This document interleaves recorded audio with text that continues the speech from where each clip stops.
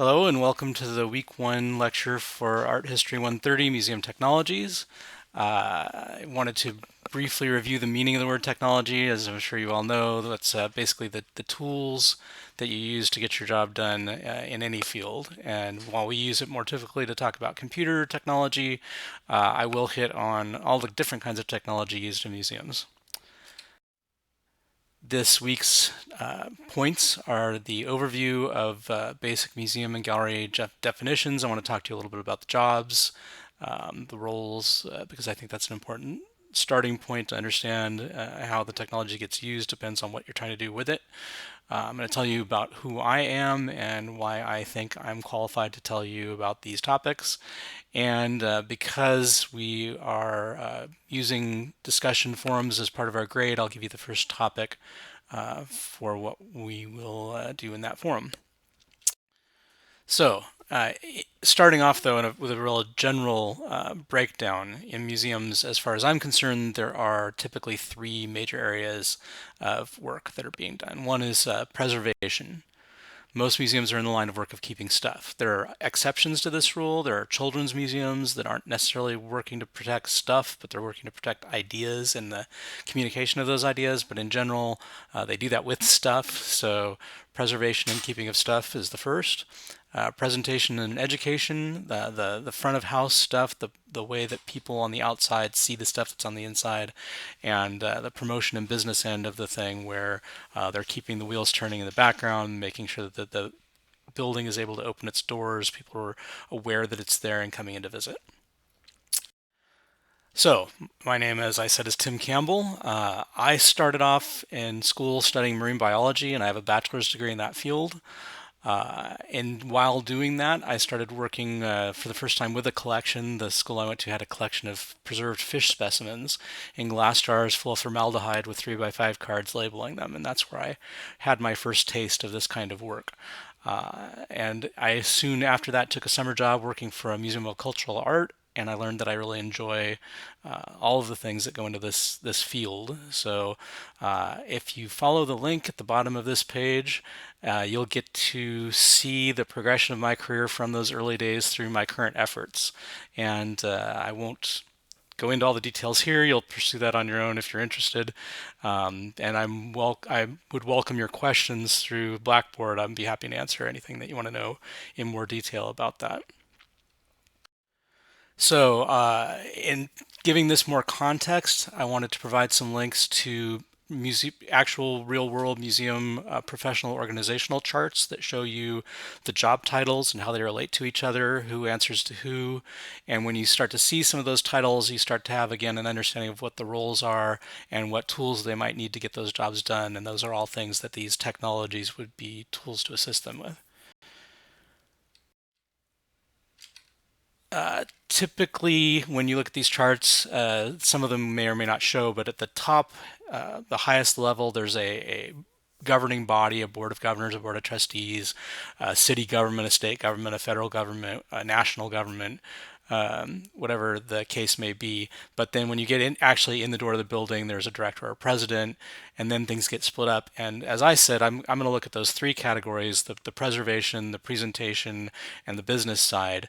But when you look at these job titles, that's because I've combined when the bullet points here, basically the first and the last, into one category. But that's a business function. You'll see that the tools that they use in administration are pretty much the same tools that they're using in outreach and those other things as well. And I wanted to point out some unique job titles that you might not have heard of if you haven't worked in this field before, like curator, conservator, and preparator. A curator is someone who has, typically in the United States anyway, an academic expertise in a subject matter. So they would be the ones that could tell you a story in a museum with an exhibition. In other countries, that is not necessarily a term that's used in the same way. When you get into Europe and Asia, there are different ways that the institutions have grown up, so those jobs mean a little bit different thing, and I'd be happy to answer questions about that also through Blackboard. But conservator is a person in the US anyway who works to preserve or repair or clean artwork. there are details I'll go into about that in a later lecture, but they would do the physical touching and changing in some way of the artwork, usually to make it last longer. And a preparator is someone that's an art handler or an art installer or both. There's someone who's hands-on. Maybe they don't have the expertise of the curator in the academic end of things. Maybe they don't have the scientific expertise of the conservator and how to protect and preserve things, but they're expected to know how to safely handle the different materials and artworks and scientific specimens and other things that might be held by a museum. So that last part then is what I want to use as our discussion topic. I want you to go online, look at a museum that has a site that has explanations of the roles of their staff. And maybe I think what would be effective is if you can give me an institution name with a curator who works there and what they're the curator of. Maybe a different institution, a conservator name, and any specific field they might be a conservator in. And you're not going to find any preparators anywhere because they don't get any credit. But if you happen to know them personally, go ahead and throw that in. So that'll be the discussion topic for the first discussion forum, is to give me examples of the institutions and the individuals in these jobs. And I know that's more of an assignment than a discussion at this point, but if you do that, I'll know that you've started to look into these different roles, and we'll go from there for the second discussion.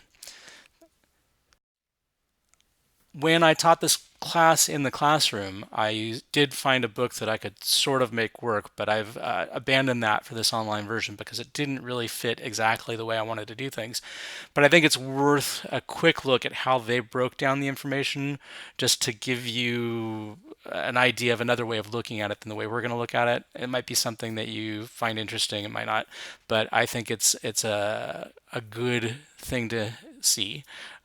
They broke it down initially in looking at the information end of things, the study of the information, the structure of the information that museums use to do their particular job.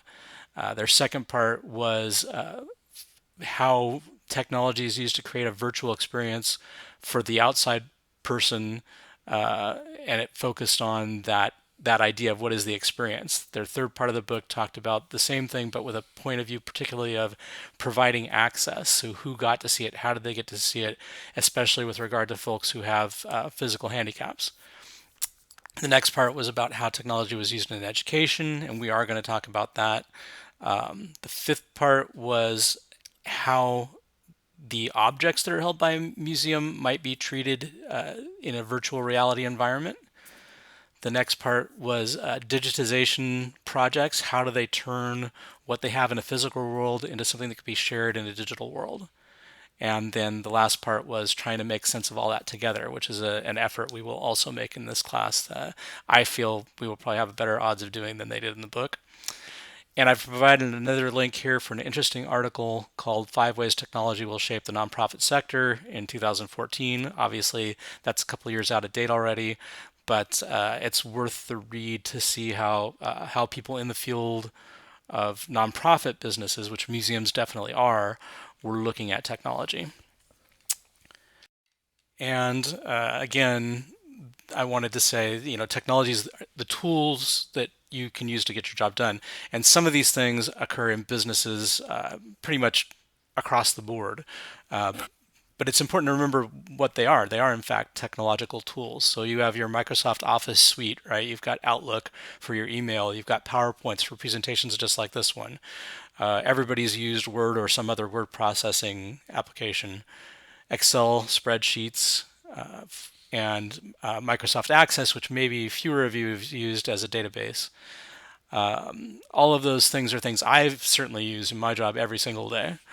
As a collections manager at the Laguna Art Museum, as an instructor at Irvine Valley College, as a curator at Golden West College, all of these places, these databases, spreadsheets, email certainly pervasively, and word processing constantly every day.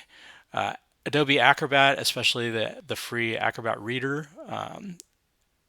There's an idea that we'll talk about down the road about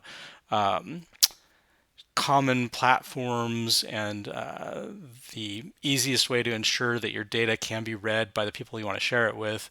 The idea of coming up with standards like JPEGs and GIFs for images, and PDFs for documents that you want to be able to share almost universally.